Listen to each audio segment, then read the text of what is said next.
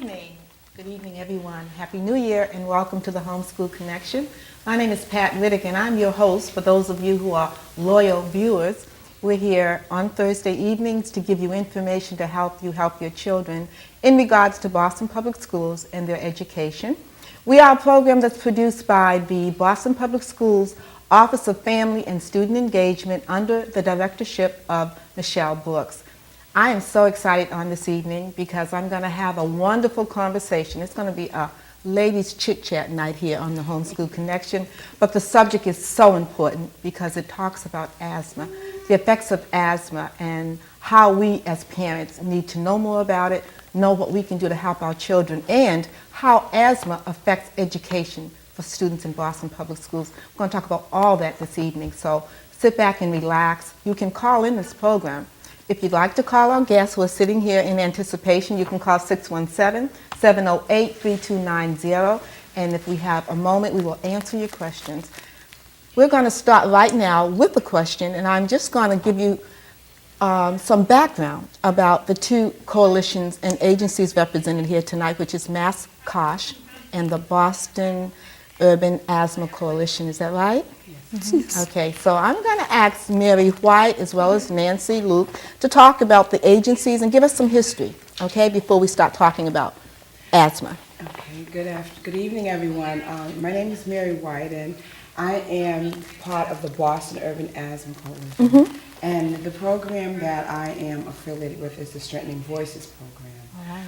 The Boston Urban Asthma Coalition has been in existence since 1997, okay. And they are a organization that works with 20 other agencies who actually are trying to eliminate the rates of asthma. Mm-hmm. And how can I say, working with environment and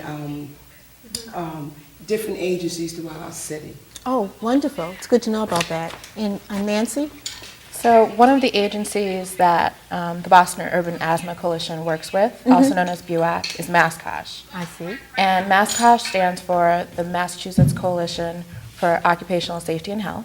Mm-hmm. And so we have 4 core programs, one of which deals with environment and the health of the schools and the people that work in the schools. Okay. So one of the big programs we do is the Healthy Schools Initiative, which is where we partner with BUAC.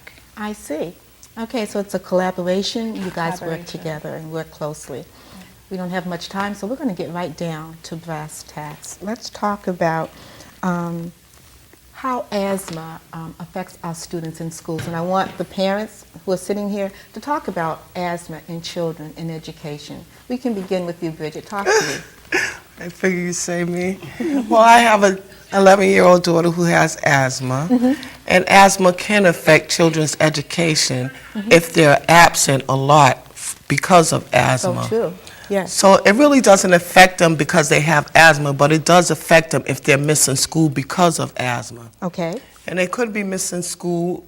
We don't know if the triggers are from home or from the school. It could be environmental triggers. It could be triggers from home.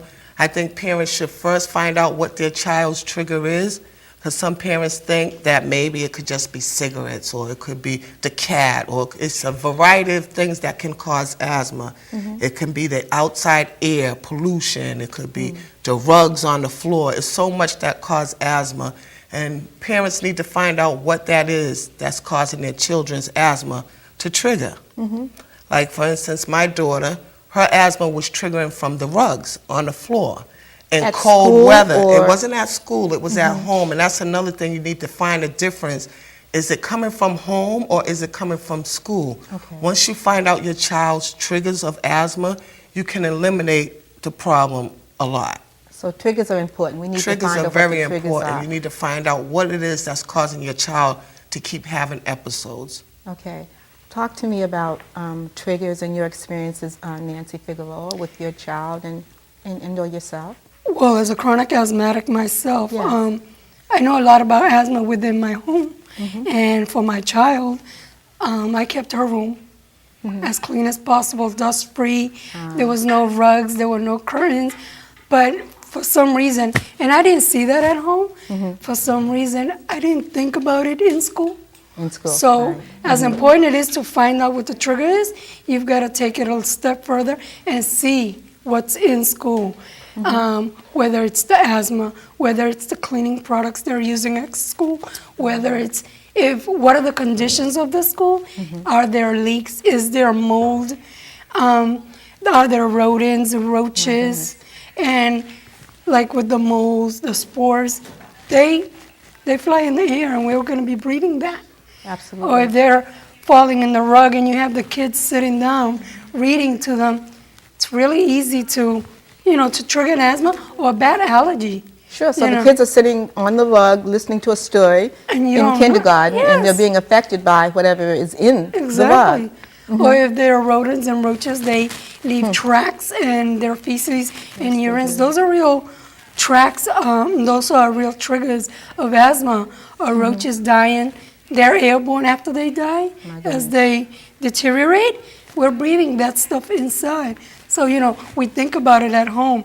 And that's how I came to BUAC and MassCOSH through my other job as a health advocate for Boston Public Housing through the Committee for Boston Public Housing. Yes. And I got connected with MassCOSH, and I'm like, it makes sense, I'm learning about it in the house, helping people in their homes, but what's happening with schools? That's good to know. Yes. Now, I know, Mary, that you've worked with this issue, and tell me some of the ways that you work with parents in terms of the outreach. How do you do your education around this issue? Parents are hearing that there may be triggers of that affect our children in school, but it's very important that as a parent that you, how can I say, have a relationship with the schools. Okay. We have our Strengthening Voices program has a collaboration with MassCOSH, which is called Healthy Schools Task Force, and there we can get with the schools and we can actually find out if our children are being affected by dampness in the rugs. And we don't want it that parents are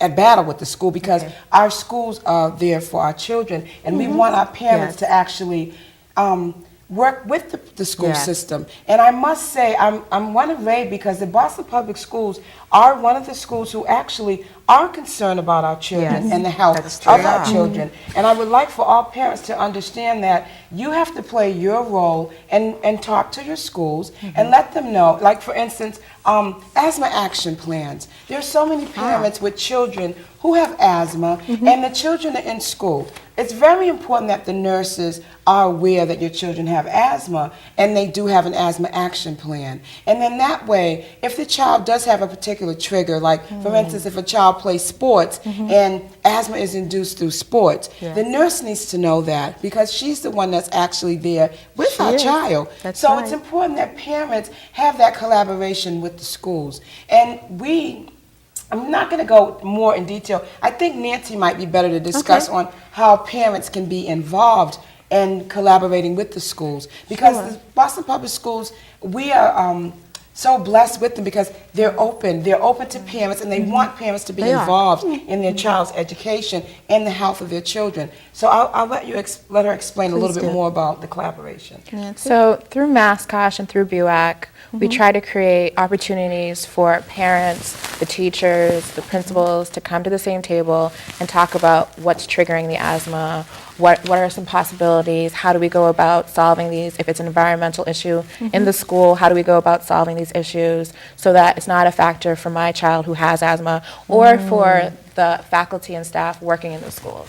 So you'll see that janitors are using cleaning products that were really harsh. And then they were having respiratory problems. Or you see teachers coughing or being out of school a lot. And then you're thinking, they never think like, oh, it could be the environment of the school. I'm spending 8 hours a day there. You know, it might be causing these like lung problems or respiratory problems. So we create, in the schools we work in, we create environmental committees. And we try to meet at least once a month to come together and say, like, this is the